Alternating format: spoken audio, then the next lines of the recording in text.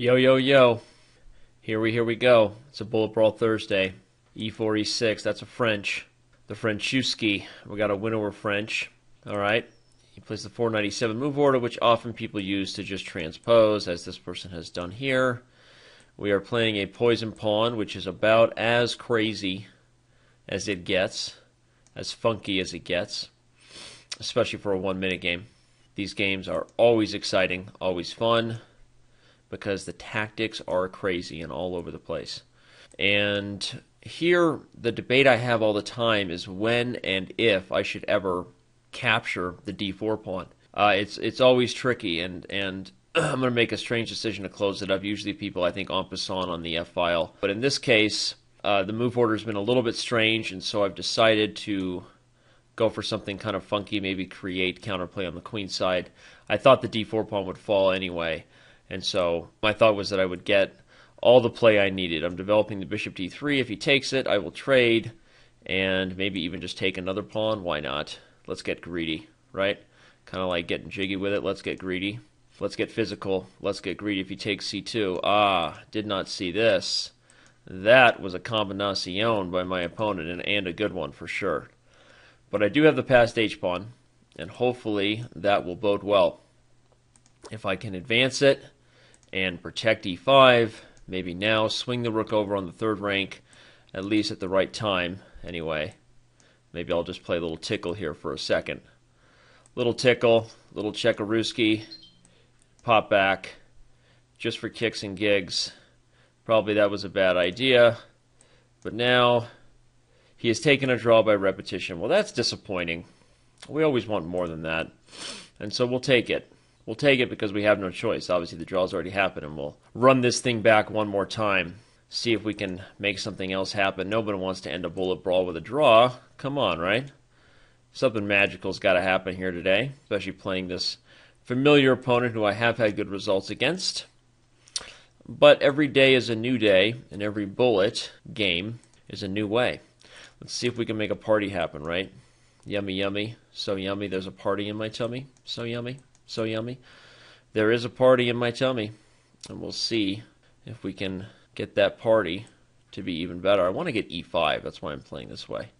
Aha, he decides to go for some tricks. Maybe I don't care. I'll let him.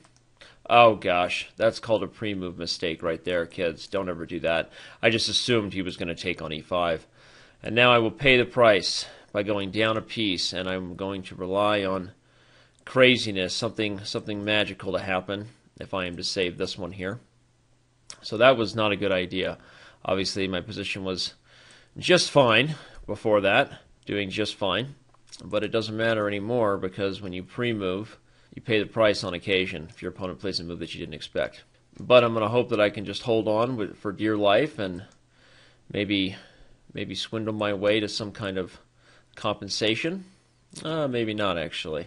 That looks like a pretty devastating problem for me. I have to guard f7 and hope that he doesn't just crush me on the spot. Aha, he wants to take, huh? Wow, he wants to take and come down. Okay.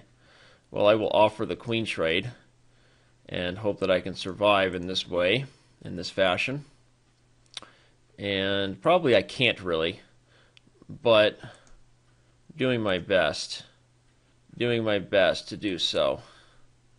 He only has 7 seconds, so that helps just a tad. Well, that was, what is going on with my mouse? Oh no. I don't have any time. Let's take and push.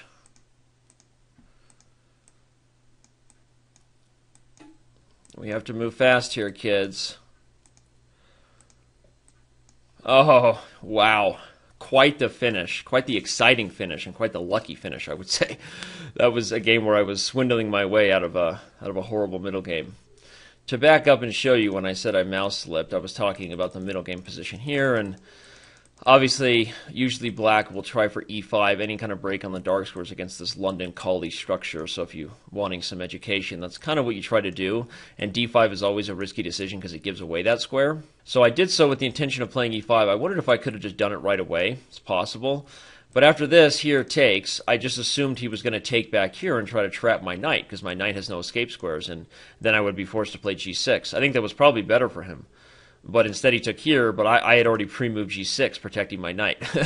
So instead of losing or making an equal trade and trying to take advantage of his double pawns long term, I went down a piece. So as much as I don't feel like this was the best win ever, had to swindle my way in time pressure, I can say that I was lucky to hold on after that pre-move blunder. But like I said, I don't really feel that bad about winning, because my only reason for going down was the pre-move, and the fact that I was able to hold on here. Taking on e6 was just unnecessary, right? He's up a piece and a little bit too fancy. Despite the fact that he did that, he should still be winning, but at this point the time was so low that now my opponent pre-moved rook e4, I think, thinking I was in a mating net. Obviously, if he gets another move, he'd be happy about it. But that changed the game, and I was just fast enough to checkmate him. Barely, barely, barely. And for some reason my mouse was acting up a little bit. But hey, we'll take it. Hopefully you enjoyed that quick post-game review. And this has been a Bullet Brawl Thursday. We will see you around on Chess.com. Hope you enjoyed this video, and we'll see you around on Chess.com.